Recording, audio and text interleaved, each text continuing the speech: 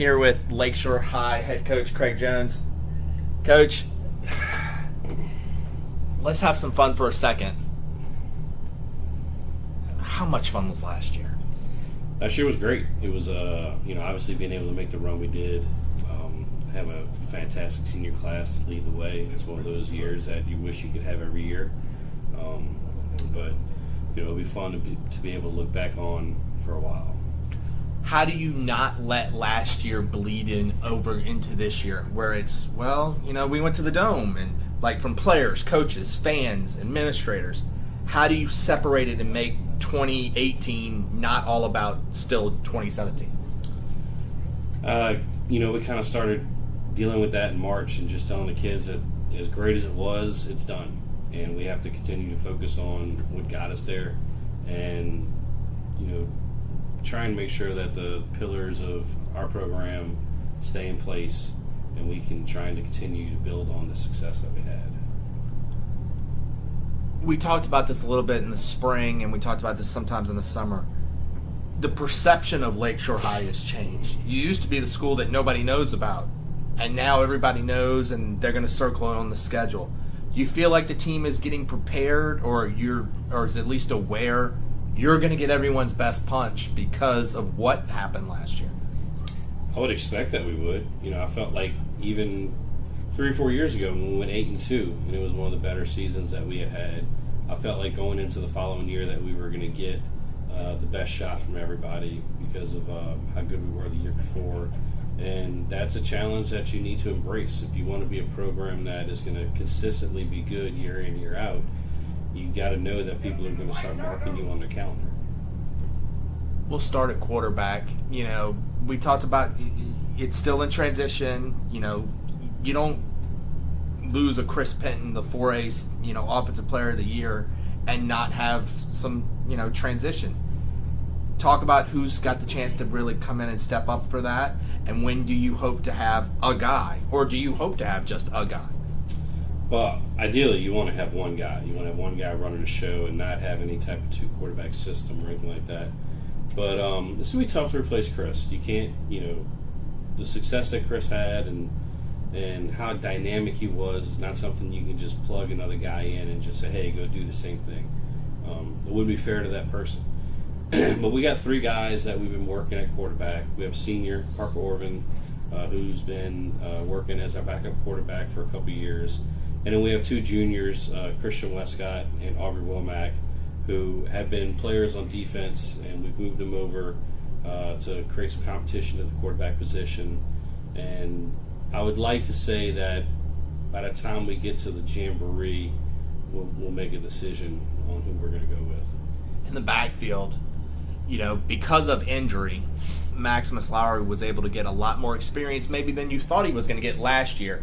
How much of that, extra weeks of playing time, extra weeks of practice last year makes him maybe almost ahead of schedule for 2018 as your running back? Big time. Max had to step in all of a sudden in week 10 as a starter, going into a game against Salmon that was going to be for the potential to go undefeated and win a district championship. And you could tell he was nervous. And over the next couple of weeks, round 1 playoff game, and even into the early part of the second round game against Tioga, he was still just feeling his way through it. And all of a sudden, light bulb went off for him, and he played great for the remainder of the playoffs. So that is a learning curve that he's now passed. And you could see in spring he was way, way, way more comfortable than he was even at the end of last season. So it's huge. It's going to pay big dividends. You're not going to be a successful offense if you only have one running back. Talk to me some of the other names of people that we could see in the backfield and could get carries. Well, we got a number of guys. We don't really have a guy who's like a backup running back who's just standing on the sideline. Really what we do with our offense is we've got a handful of guys who are going to play receiver that at different points in time will move them into the backfield. Jacob Bernard, obviously, he get carries as a running back. Christian Westcott as a running back. He was a guy who came in, did some short yardage stuff for us in the playoffs last year. We have a young kid, BJ Foster, that we're really high on, that has very, very natural instincts as a runner. So we got some kids that we can we can put in there if Max needs a spell. Switching over to wide receiver, with the Lakeshore high-powered offensive attack, it seems like last year they came at you in waves, and that's really your style offensively. We're going to come at you, and we're going to just keep firing and keep firing. We'll start with Jacob. I mean, we're running out of ways to describe him, and we're running out of ways to just talk about how outstanding of a football player he is. As he is set to enter his senior season and, put a bow on things, what can you say about, your wide receiver? Jacob is everything you would want as a player. Being able to be fortunate to coach some pretty good players that went on to play at the next level. Jacob's been a player for us since he was a freshman. He made plays on defense and in the special teams area as a freshman, and then obviously he had a great sophomore year and a fantastic junior year. But his maturity, his leadership in the weight room, his leadership throughout the program is something that is the next step for him, and he's grabbed that by the horns, and that's going to hopefully make his senior year the best of the 4 years that he's had. He's going to see double teams, and he's going to see triple teams. And if I'm an opposing team's defensive coordinator, I'm coming into a game saying, we're not going to let Jacob Bernard beat us. So that means you're going to have to rely on other receivers. Who else are is in that rotation for you that's going to get touches? Well, Jake Smeraldo is a returning starter. He's a kid who I think probably had 6-7 touchdowns last year. As one of our inside receivers, so we've got him back. We've got two young kids in Rhett Kimball and B.J. Foster, who I mentioned earlier, who are fighting to get into the rotation. Really excited about a kid who's going to replace Jalen Willis, who was a phenomenal player for us. Spencer Jordan is going to have that outside position. Spencer's a good-sized kid at a little over 6'2" and 200 pounds, and had a great summer, great spring, so we're excited with what he can do, and hopefully he can pull some of that attention away from Jacob. And then Christian Westcott, I mentioned his name a couple times already, but the kid's a great football player, and there's a lot of places that we can put him. And one of the places that we had him during the summer, which was very successful for us, was at a receiver position as well. None of this is going to work, and none of this has the chance to work unless you have time to throw the football and you have holes that are open up in the running game. Talk to me about up front on your offensive line. Well, I'm excited about our O-line. We lost 3 senior starters, but we had some depth there last year, and some of those guys are going to step up and play. And we got, if you work in left to right, our left tackle is Sam Guillory, who was a spot guy here and there last year, but he's developing into one of the leaders of the offensive line. Left guard is Greg Clark, who's a returning starter.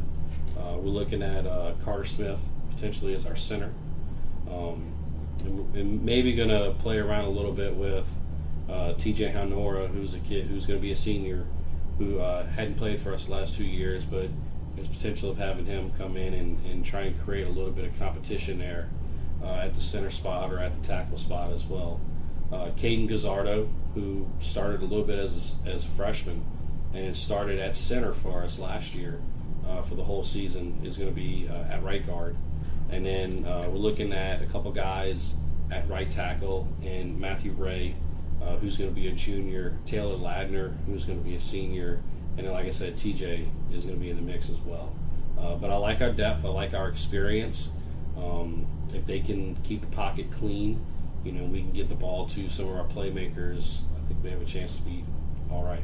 You're talking a lot about depth. In the last couple of years when we did this, that was the biggest problem. Do you feel like that's, the program, that's just another sign of the program continuing to mature and evolve? We're getting more depth. We're getting more numbers. Is that one of those biggest results?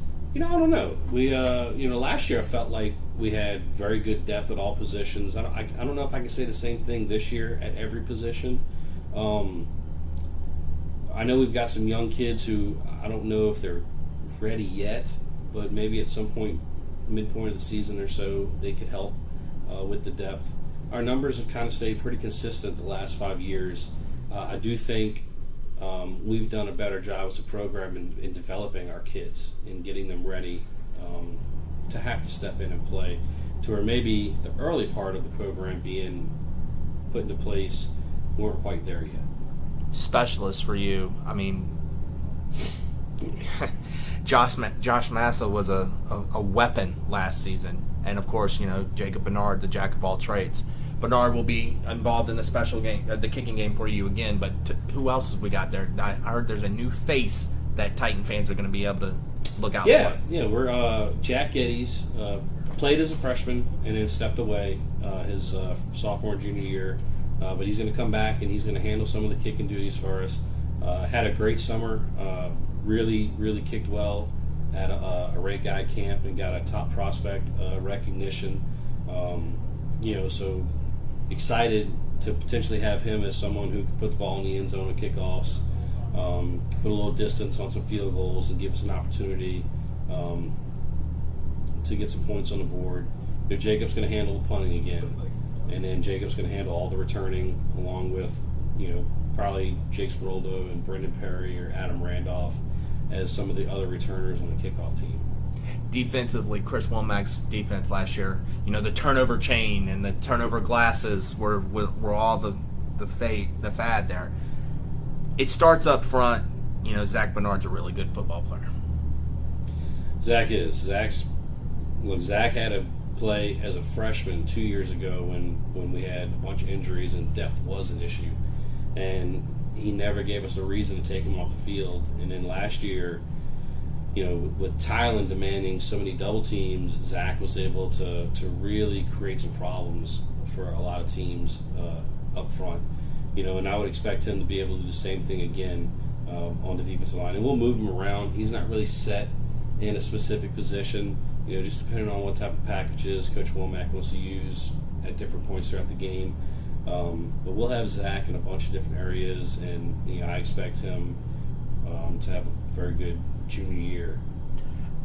You kind of stole my question here, but last year it was Tylen gets the double teams, and then it opens it up for Zach. There's a possibility, strong possibility, that Zach's going to fill into that Tylen spot where he's going to be the one where opposing offensive lines are, we got to double him. So if he's getting double and he's getting all the attention, who's some of the other defensive linemen who have a chance to step up and maybe beat single coverage and have a chance for big years? Well, the other three guys we're looking at are all seniors who have a bunch of experience within our defensive system. So there isn't going to be a lot of learning curve. All three of them have at different points been asked to start since they were sophomores. One is going to be our down linebacker, Eric Kuiper, who will be replacing Slade, who was a good player for us last year. It'll be more of an edge guy for him. But, he's a big, strong kid who had a great spring and has had a really, really good summer. He's gotten bigger, stronger. And then two big guys on the inside for us will be Brian Fesky, who, again, like I said, has spot started and has been in a rotation for 2 years. And then Nathan Glenn will be another kid who's the same thing. Actually started as an offensive lineman as a sophomore, and then we brought him over to defense last year, and he started for us. I want to skip the linebackers for a second and go to your secondary. You lose a Michael Gaucher, but you have Brendan Perry, and then who was the kid? I'm blanking on the name right now. Who had the big 7-on-7 tournament? Cullen Ziegler. Cullen. Okay. Your secondary has a chance to be really good. Fire alarm time. And look, if you remember last year, they were checking the bells. And then this year, they're checking the fire alarm. So it's whenever you decide to come here and do these. Yeah. We're going to take a break and before we go back to the secondary. So this is going to be the first school that gets split in two.